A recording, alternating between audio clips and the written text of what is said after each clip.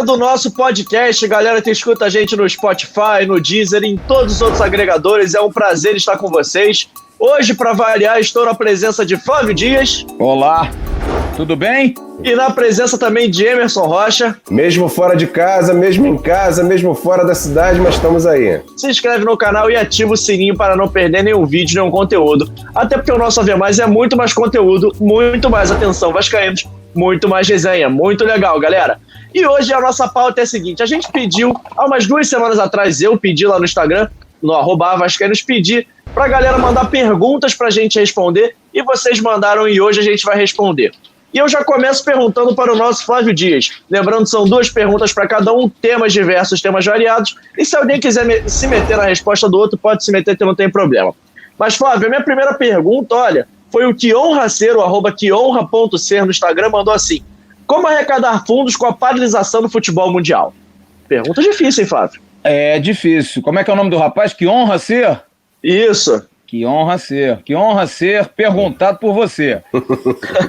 Meu amigo, eu vou te falar uma coisa. É uma situação muito complicada, porque é uma bola de neve. Porque o futebol, ele é uma matemática simples. Você precisa ter um espetáculo para que o espetáculo possa render alguma grana. Porque você tem o público que quer ver o espetáculo, você tem o patrocinador que é agregado à presença do público, ele quer colocar a marca dele, e a partir do momento em que você tem tudo parado, como é que você vai arrecadar? Eu acho que os clubes de futebol estão pagando um preço da falta de organização e da simples necessidade de viver de televisão, de viver de patrocínios efêmeros. Eu acho que hoje pagam uma conta por gestões que, por exemplo, eu vou citar aqui um clube que tem um patrocínio gigantesco, que é o patrocínio da Crefisa lá com o Palmeiras. A Crefisa, ela sustenta o Palmeiras como era na época da Unimed, quando sustentava o Fluminense, e o discurso era o mesmo. Pô, se um dia a Unimed sair do Fluminense, como é que o Fluminense vai ficar? Tá aí. O Fluminense até hoje patina, nunca mais teve uma condição financeira absurda, mas também aquilo ali era muito mais momento do que uma certeza. Porque se a Unimed, ao invés de investir apenas em contratação, em aparecer em foto, pudesse investir em estrutura, em pessoal, em um bom departamento de marketing para gerar novas receitas, talvez hoje o Fluminense, que não é o nosso papo, pudesse estar numa situação melhor. O Vasco a mesma coisa. O Vasco vive de patrocínios momentâneos. Eu me lembro, numa época que o Vasco teve 20 patrocínios na camisa. Esse campeonato mesmo, Carioca, teve patrocínios pontuais. Ano passado, vai para uma final, tem um patrocínio pontual. Eu acho isso você se prostituir ou prostituir a sua marca. Então hoje você paga por essa questão, porque você não tem como receber. Eu acho que nesse momento da pandemia, você conseguir vender um jogador é difícil, porque ninguém compra. Arrecadar com patrocínios e televisão já disse que é muito difícil. Eu acho que a grande solução para os clubes de futebol passa a ser o torcedor. No caso do Vasco especificamente, o sócio-torcedor é talvez o maior manancial. Agora, não dá apenas para você ter, e aí também é um erro de gestão, o torcedor apenas como sendo a nossa muleta eterna.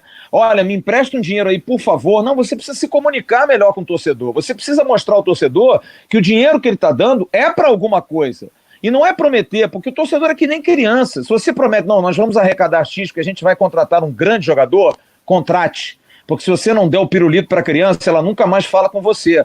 Então eu acho que a questão da comunicação anda muito errada no nosso clube. É muito erro você não dar ao torcedor um mínimo de certeza. Por exemplo, o torcedor de fora do Rio de Janeiro, o que ele tem como sócio-torcedor do Vasco? Nada, porque ele nem jogo agora vai poder ver, porque a CBF brecou a venda de mando de campo.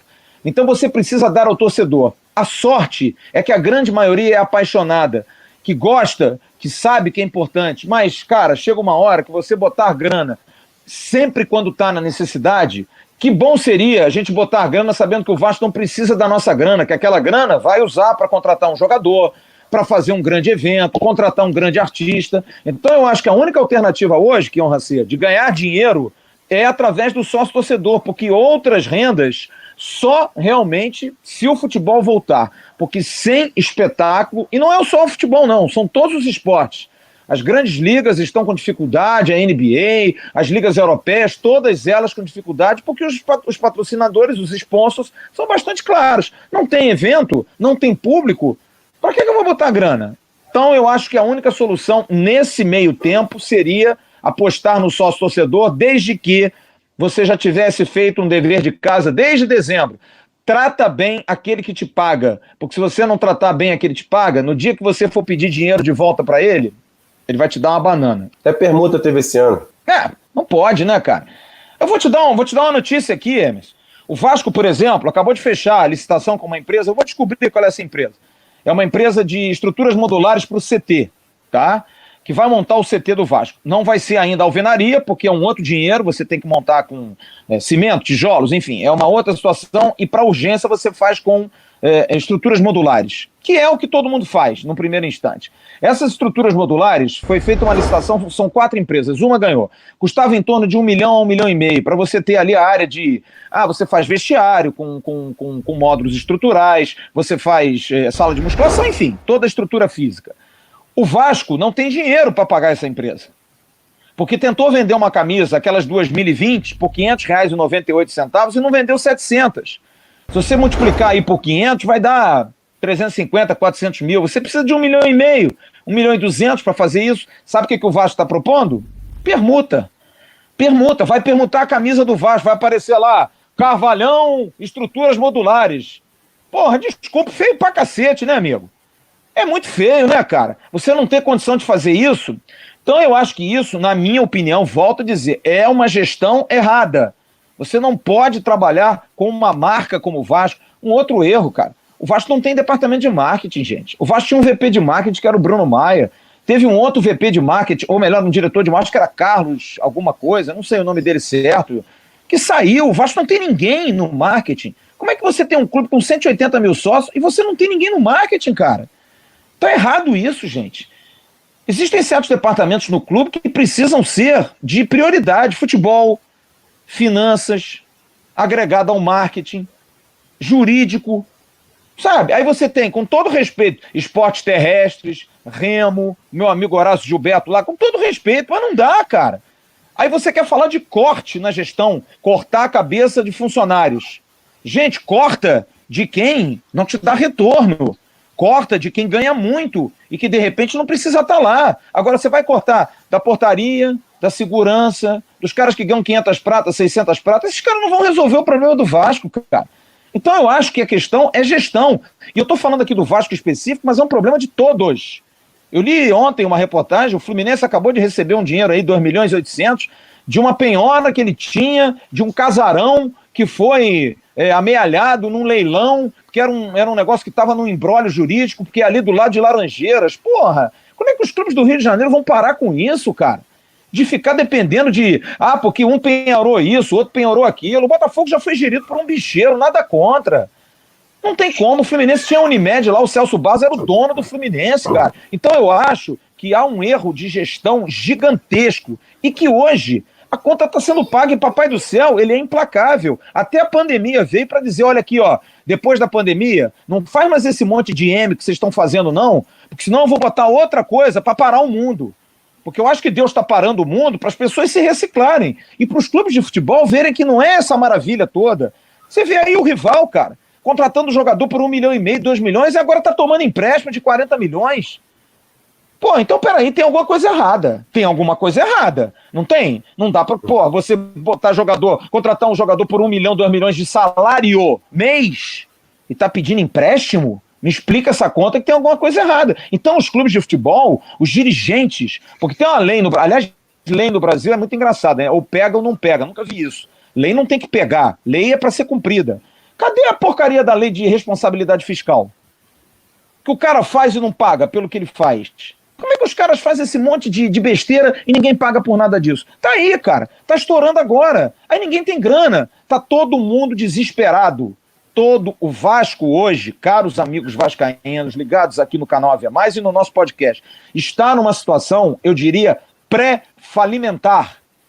Com essa pandemia, a situação é terrível, periclitante. E os clubes brasileiros que dependem da televisão estão com o pires na mão porque a televisão esgotou. Não tem transmissão, amigo. Não tem jogo, não tem televisão. Não tem televisão, não tem renda. Então a televisão ela está querendo apostar em que dá retorno. O que dá retorno para ela? O Big Brother. Tu acha que a TV Globo estendeu o Big Brother até domingo? Por quê? Você vê quanto de patrocinador não tem no Big Brother, cara? Quanto não tem? Então vamos aproveitar. Temos que aproveitar. Então você faz o quê? Mas, gente, a gente não está sofrendo isso aqui no YouTube? Muito. Não estamos sofrendo isso? Muito. As empresas estão apostando o quê? Nas lives dos artistas. Estão buscando os artistas, estão dando entretenimento. O nosso entretenimento é notícia. É isso, cara. E a notícia ela não paga tanto quanto uma música. Essa que é a realidade. Verdade. Vamos lá, seguindo aqui tocando nosso podcast, eu concordo com a opinião do Flávio. E aí, Emerson, a pergunta para você não fica muito atrás, não.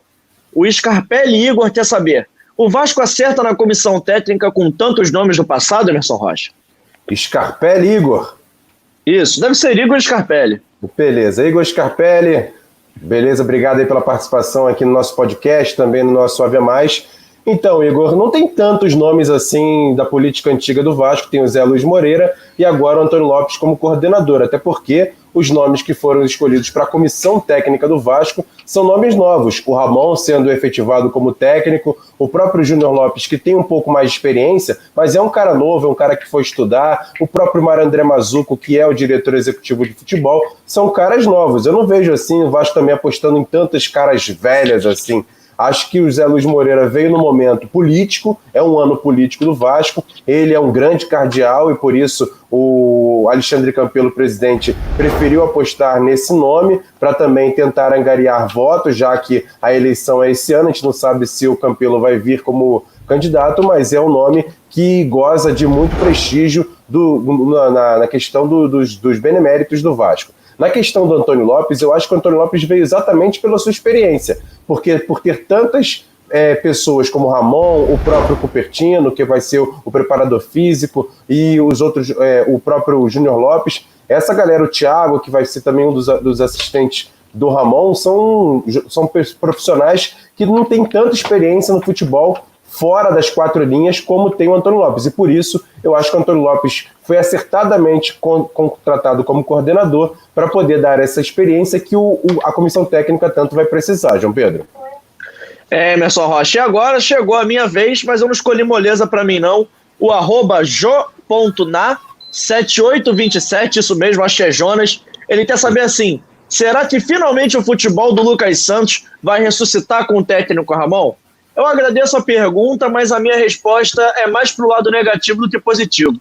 Eu não acredito tanto no futebol do Lucas Santos nessa temporada, até porque quando ele teve a oportunidade de sair com o treinador Abel Braga, não foi muito bem. Eu não acredito que ele volte já a performar um grande futebol com o treinador Ramon, até por essa pausa toda, e acho o melhor para o Lucas e para outros jogadores que subiram da base, como por exemplo o Thiago Reis, que não vem rendendo tanto, seria buscar novos ares, pelo menos por um empréstimo, talvez jogar uma Série B e começar de novo, porque o Vasco acho que já está muito, não é cansativo, mas está muito complicado para eles se reestabelecerem e achar um espaço. Eles tiveram oportunidade, não foram tão bem, e acho que agora eles precisam achar um novo espaço que eles possam desabrochar o futebol deles. O Corinthians fez muito bem isso com o Claudinho, mas eles acabaram vendendo para o RB Bragantino, que foi o melhor jogador da Série B ano passado. Era um jogador até que despertou bastante interesse dos times de Minas Gerais, dos times de São Paulo. O Santos fez muito bem isso com seus jogadores, e acho que o Vasco também precisa emprestar algumas dessas joias para poder fazer elas renderem e quando voltarem mais maduras, conseguirem jogar bem no Vasco pelo profissional. Essa é a minha opinião. E agora a gente faz mais uma pergunta para o Flávio Dias, que também é de base, mas não é só de base, que o Saulo Souza quer saber, o @saulo.souza quer saber. Flávio, Ricardo Graça e Leandro Castan podem jogar juntos? É Saulo, né, o nome do rapaz. Saulo, eu tenho uma opinião, assim, muito contundente em relação a isso. Eu acho que não podem. Eu não gosto de zagueiro canhoto pelo lado direito. Eu acho que há uma dificuldade muito grande. Mas por que o zagueiro destro pode jogar pelo lado esquerdo? Não sei. Acho que é fisicamente explicável, mas como eu não sou um físico, eu realmente não tenho a explicação na ponta da língua. Mas eu acho que zagueiro com perna esquerda do lado direito, se o atacante for vivo, ele provavelmente só vai cortar para o lado direito dele. Vai cortar para o fundo e o zagueiro vai estar torto. Não vai dar jeito, não vai dar jeito.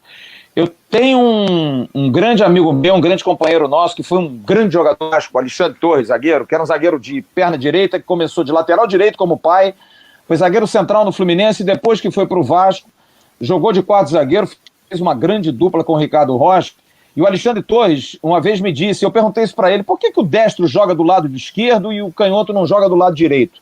E ele me disse, olha, eu não sei dos canhotos, mas do destro, a minha tática é muito simples.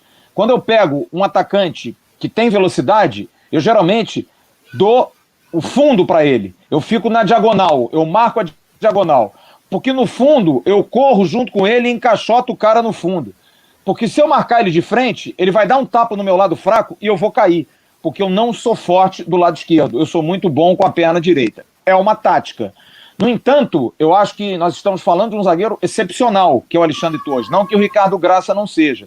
Mas acho que o Ricardo Graça é um menino ainda. É um jogador que precisa principalmente ganhar corpo. Acho que o Ricardo Graça ainda tem uma dificuldade no embate. Eu me lembro de um jogo Vasco e LDU, não sei se foi ano passado ou ano retrasado, acho que foi ano retrasado, que o Anangonô, aquele centroavante que até interessou o Vasco jogando lá na altitude, o Anangonô fez 2 gols em cima do Ricardo Graça, atropelando o Ricardo Graça. O Anangonô é um negão 2 metros de altura, forte que nem uma porta, atropelou o Ricardo Graça. O Ricardo tem muito talento, tem muita qualidade, mas eu acho que essa questão de perna esquerda do lado direito, por mais que eu ache que não, é legal, é bacana, você pode ter os 2, porque são 2 jogadores talentosos, eu preferia muito mais que o Vasco tivesse 3 zagueiros, porque aí você consegue adaptar a presença do Castan como líbero, o Ricardo Graça pela esquerda e um zagueiro destro. E você consegue liberar um jogador que é fundamental no esquema do Vasco, que é o Pikachu, que não é mais lateral, é ala, que pode jogar um pouco mais avançado no esquema 3-5-2. Como eu acho que isso não vai acontecer, porque demanda muito tempo para treinamento, e o Ramon não vai ter tempo para treinamento, acho que o Ricardo Graça vai continuar sendo reserva do Leandro Castan, pelo menos na minha opinião. Pode ser que o Ramon consiga me responder essa pergunta que eu realmente não sei responder. Flávio, eu estou 100% de acordo com você e eu tenho até uma opinião bastante polêmica. Eu acho que se 2 zagueiros canhotos conseguissem jogar juntos, o mundo todo teria esse exemplo, mas é raro a gente ver 2 canhotos jogando junto. Eu não lembro de nenhuma dupla de 2 canhotos. Mas agora minha pergunta é para o Emerson Rocha e o Rian Lima quer saber dele. Emerson, queria saber de você se o Ramon foi a melhor escolha dentro das possibilidades do Vasco. Olha, na verdade, eu queria outro técnico. Eu entendi a contratação da efetivação do Ramon, até pelo momento que passa o mundo. Acho que o Vasco não deveria mesmo contratar um técnico de fora para chegar nesse momento sem saber quando vai ter jogos, quando vai treinar. Então, eu entendia a efetivação do Ramon, até apoiei por conta também da contratação do Antônio Lopes, como eu já disse, para ser esse ponto de experiência que faltava ao Ramon num grande clube. E aí o Antônio Lopes vai ser esse cara que vai ser como se fosse um anjo da guarda para o Ramon fazer o trabalho dele como técnico do Vasco. Na minha opinião, se tudo ocorresse normalmente, eu queria um técnico mais experiente. Mas mesmo assim, nesse momento, por conta de tudo que aconteceu e também já relatos dos jogadores que já disseram aqui, por exemplo, aqui no canal Atenção Vascaínos, que gostaram muito da efetivação do Ramon, eu acho que o Vasco acabou acertando. Não era a minha prioridade, mas olhando o panorama completo da situação que passa o mundo, dessa situação da gente saber o que vai acontecer ou não com o futebol para esse ano de 2020, acho sim que foi acertada a efetivação do Ramon, porque é um cara que já conhece o grupo, já conhece o clube, tem experiência e também tem o respeito do torcedor, porque ele é um cara que foi campeão pelo Vasco como jogador em vários campeonatos, é considerado ídolo por alguns, então por isso a efetivação do Ramon vem a ser acertada no Vasco nesse momento de pandemia. Emerson, concordo com a sua opinião também. Flávio, concorda? Sobre o que o Emerson falou, o Emerson disse que prefere um treinador mais experiente, mas entende porque o Ramon é um treinador que hoje era necessidade do Vasco por conta da grana. Eu acho que o Vasco precisava de um fato novo. O Vasco precisava de um fato novo. Como foi Vanderlei Luxemburgo. Por mais Vanderlei sendo um treinador experiente, acho que o Vanderlei Luxemburgo é um treinador diferente, que nunca treinou o Vasco. O Vasco precisa de alguém diferente daquele círculo de sempre. Zé Ricardo, Cristóvão, vai me ajudando aí. PC Guzmão e... Valentim. Milton Mendes, Valentim. A gente Celso precisava Roth. urgentemente sair. Celso Roth. Mas como eu acho que um treinador estrangeiro, até adaptar, e eu acho que o treinador estrangeiro, no caso do Vasco, é modinha, porque o outro deu certo, a gente talvez não saiba se vai dar certo em todos os clubes. Tem a questão da adaptação e principalmente de entender o que é o Vasco, é um clube confuso. eu acho que a escolha do Ramon foi uma escolha acertada. Eu acho que é um jovem. Eu fiz uma referência à época ao Roger Machado, por exemplo, que era treinador do Juventude, depois foi para o Novo Hamburgo, e uma vez o diretor de futebol do Grêmio, o Rui Costa, foi na casa do Roger e resolveu contratar o Roger. Vou contratar o Roger. Quer começar? O cara já tinha trabalhado em 2 clubes menores, fez todos os cursos que tinha que fazer e deu no que deu. Só que eu acho que o futebol, principalmente o de hoje, não tem muito essa lógica de que é velho, é mais experiente, é mais novo, é ex-jogador. Gente, futebol é liga. Se der liga, e a liga ela vai como? Jogador gosta, torcida gosta, e o cara tem um bom trabalho. Como eu acho que todos esses aspectos aí estão congruindo, os jogadores me parece que gostam muito do Ramon. Depois que o Fred Guarim disse que, abraçava o Ramon todo dia que chegava no treino, eu acho que não tem como você achar que ninguém gosta do Ramon. Segundo, a torcida gosta muito do Ramon. Talvez desconfie como treinador, mas tem a expectativa de que, pelo menos ofensivamente, como ele jogava, como era um meio ofensivo, o Vasco passe a jogar, que é uma bronca que o torcedor tem, que o Vasco parou de fazer gol, não consegue fazer gol, muito também pela ruindade dos atacantes que não conseguiam fazer gol, né? E a terceira expectativa é de que ele tem todos os cursos formados. Então eu acredito. Eu acho que o Ramon pode ser uma boa aposta. Sempre vai ter gente que vai discordar, vai ter gente que acha, é aposta, o Vasco não vive de aposta. Mas o Abel era o quê? O Abel é um cara experiente. Mas é experiente demais. Aí você traz o irmão do Gesualdo, lá de Portugal. Mas o Mano Menezes, mas o Mano Menezes é enfesado, o Mano Menezes, ele é meio tranqueiro. Aí traz o Cuca. O Cuca é maluco. Então, gente, bota Jesus como treinador, cara, não do Flamengo, bota o Cristo, cara, porque é difícil você achar um treinador que a pessoa aceite, cara, ninguém vai aceitar nada, porque é difícil você agradar. O próprio Vanderlei não agradou logo de chegada, né? É isso, cara. Então eu acho que você tem que ter convicção nas suas escolhas. E acho que você tem que ter convicção de que se é para o seu clube, tudo bem, se você traz um Celso Roth, com todo respeito, não há para ter convicção, é para você ter medo. Agora o Ramon é uma dúvida, cara. Mas é verdade, o Ramon é uma dúvida, mas é uma dúvida, digamos, uma dúvida gostosa, como diria danadinho Maurício Menezes, né? Aquela dúvida gostosa. Porque, cara, a gente não sabe, mas a gente tem esperanças que o cara possa ser bom, porque ele é competente, fez todos os cursos, é um cara inteligente, conhece futebol, jogou bola pra burro, entendeu? Então não dá pra gente discordar disso. Agora, volto a dizer, futebol é liga. Às vezes dá, às vezes não dá. A gente tem que dê, porque senão, amigo, como eu disse, só o irmão do Jesus pra treinar um clube de futebol como o Vasco. É isso aí, concordo com a opinião de vocês dois. E a última pergunta é para mim, o Rafa Capri 11 quer saber o seguinte: você acha que o Vasco aproveitou mal o Evander? Então, Rafa, acho que não, cara. Assim como eu falei do Lucas Santos, do Thiago Reis, eu acho que o Evander precisava sair do clube para dar uma arejada, principalmente depois daquela foto, aquele episódio polêmico que ele teve. Eu acho que o clima pro Evander dentro do Vasco já não era mais saudável, já não era mais um clima gostoso. E acho que ele saiu e indo bem no Campeonato da Dinamarca são coisas que acontecem. Então o Evander é um jogador que a gente conhecia bem a qualidade técnica, era um cara que tinha uma qualidade acima da média, mas mesmo assim nunca foi um jogador que quando chegou nos profissionais era um craque. Na base até poderia ser, mas nos profissionais não correspondeu tudo. Além disso, teve esse episódio que eu já falei da foto, e ele sempre entrou em campo não com falta de vontade, mas entrou em campo sempre um pouco sonolento. Então acho que ele ir para outro centro, ir para a Europa, foi um lugar que ajudou bastante ele. O Evander até joga de segundo volante de vez em quando, é um cara que aprendeu a marcar, aprendeu a ter dinâmica de jogo. Foi importante para ele, a gente vai ficar com a impressão que ele rendeu mais na Europa, mas não é isso. Eu acho que foi parte do processo de maturação dele, mas não acho que o Vasco aproveitou mal o Evander. Talvez o Evander não tenha aproveitado tão bem as oportunidades que teve, e são coisas do futebol. De vez em quando o cara sobe da base, não vai tão bem, se transfere para outro clube e consegue jogar todo o futebol que tem. Acho que o Evander está indo bem demais na Dinamarca, mas eu gostaria de vê-lo num grande centro da Europa agora. Fala-se muito em Portugal, talvez Inglaterra, talvez Turquia. Eu acho que são campeonatos mais competitivos, e aí sim a gente vai conseguir tirar a prova real. Se o campeonato dinamarquês é muito fraco e o Evander se sobressai pela sua qualidade técnica, ou se o Evander realmente evoluiu e é um jogador muito interessante. Eu acho que eu vou ficar mais com a segunda opção, mas só com ele se transferindo para a gente descobrir. É isso aí, galera. Terminamos a nosso primeiro FAQ, perguntas e respostas. A gente pretende fazer mais isso no nosso podcast. Foi um prazer estar com vocês. Não deixe de curtir o nosso podcast aí no seu agregador.